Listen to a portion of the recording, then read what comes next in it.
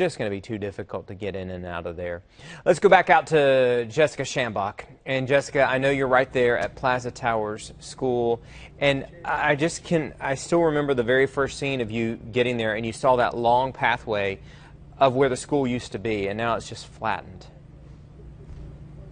Yeah, Paul, and all that work is going on behind me right now. Just over my shoulder, you probably see some of the lights there as crews have been working so hard trying to search through the rubble right now where these students rode out the storm there at the elementary school. And I'm joined now by Oklahoma County Commissioner Brian Maughan. And Brian, just to be clear, you know, we've had some people who, you know, this is a very difficult situation for everyone, for all of us out here, for our viewers who are watching as well, to hear this news about these students who rode out the storm in this elementary school. And we had conflicting reports from different people. Was it just a rescue effort? Was it a recovery effort? You know, what is the clear information here? And you got information, you told me, from the governor about an hour ago. And what did the governor tell you? Well, first off, this was an effort for a rescue, to be clear. But about an hour ago, the governor came through here. Governor Mary Fallin informed me that it looked like it was probably a recovery effort now and no longer a rescue effort. Most of the endeavors could be tackled, had been explored, and everything that was left was probably a very grim outlook for whatever life may have been under there. I'm still personally hopeful, though, that maybe others have been relocated. We've found children at other rescue spots that their parents had just been momentarily lost from. You know, they didn't know that their children had been picked up by a friend and stuff like that. So let's hope that there's still some of those cases like that, because there are certainly kids that are unaccounted for at this time. You know, and I think just to be clear, this is something that we don't take lightly. We are trying to get information from people here on the scene. Several different people have been down in this area where the search has been ongoing, including Brian. I know you've been down in that area learning new information. And again, you heard from the governor about an hour ago that it is most likely a recovery effort there. It's the news that nobody wants to hear, especially when you're talking about kids. Exactly, and the governor was right up there. I mean, just a leader that we can all be proud of this time of night. She was out there with her team, and they were looking, she was chipping in, helping where she could. She was actually digging through some of the rubble herself and chipping in some hands, and we're all, of course, hopeful that we're wrong, but at this point it looks like it is a recovery effort. And you've had a chance to kind of go back there and look at some of the devastation that you see around us here. But you've seen some pretty serious things when it comes to the homes and the vehicles back there. Just describe to me what you've seen and what's it like. Well, I know there's some criticism about the school, or could they have had enough areas. If you could see the devastation, I don't actually think there's anything that could have. It's an act of God. I don't think there was anything that could have really protected the people. That apparently was the target of the tornado. It just obliterated it. There are cars on top of walls. There are cars that are shoved into the concrete. You can see the etchings on the parking lot where the cars were shifted around, hunkered down, and clearly it just drug their wheels, piercing straight through the air and the tires. It's just a very graphic situation for even those of us who've come obviously well after the storm has passed. The way you described it to me earlier, like a war zone. You said Baghdad, right?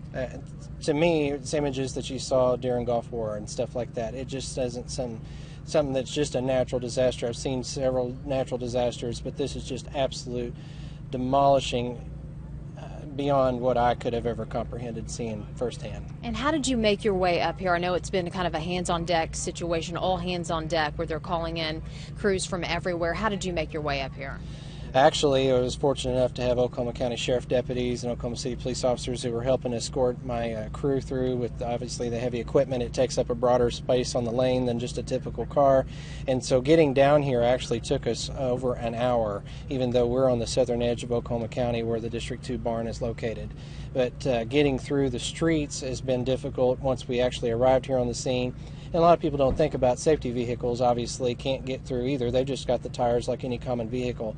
So it requires the skid steers and the front end loaders and bulldozers to actually plow this stuff through, which of course can't be done until we've been sure that all the gas lines as much as possible, and more in particular the power lines that are down, which were down everywhere, were shut off, because, you know, obviously one person tripping over that could be fatal as well. How long do you think it's going to take for the cleanup to continue out here? Well, weeks? The May 10, 2010 tornado that we had in Oklahoma County took us about 8 weeks when we had some 10,000 people come out and help. And I know a lot of people are sitting at home tonight frustrated saying, if I were there, I could help. I've been trying to stress to everyone tonight, you cannot understand how dangerous it is down here. We're in hard hats because the mud is so slippery. People are literally falling. You can't gauge the puddles if they're a big crater or if it's just a shallow splash.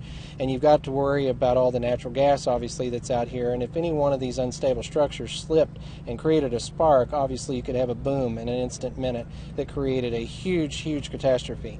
And so we only could have certified emergency management people here tonight. But in the days ahead, if people go to my Facebook page, Commissioner Brian Mon on Facebook, I'm posting updates regularly about volunteer opportunities where they can come help.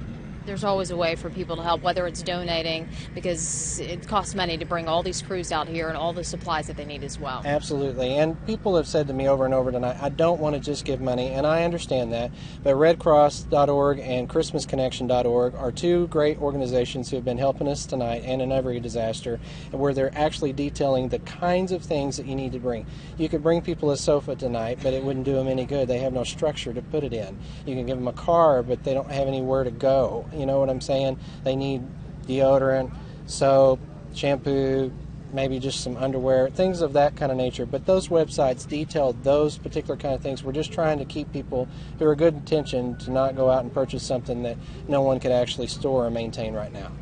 Brian Mon, County Commissioner for Oklahoma County, thanks for talking with us. I know that you're heading home tonight, and I'm sure you'll be back out here tomorrow as well. First thing in the morning. And thank you to your station for helping save so many lives today, because without your coverage, no telling what the fatality might have been. That's what we're here for.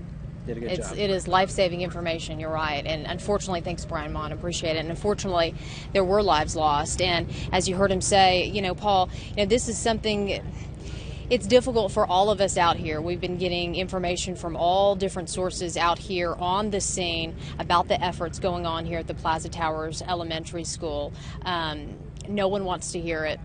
I don't want to hear it. I'm a parent, and it is, gut-wrenching stuff, especially when you're talking about children here. Everyone is hoping and praying that that there will be maybe another voice or someone calling out that they have missed. But at this point, as you heard the county commissioner say, that he talked to the governor about an hour ago, and she said it was turning over to a recovery effort here. And again, we don't take it lightly when we're reporting this information. We want to be sure. We've heard from several different people out here, several different crews on the scene, that is looking more like that is the situation we are up against here right now.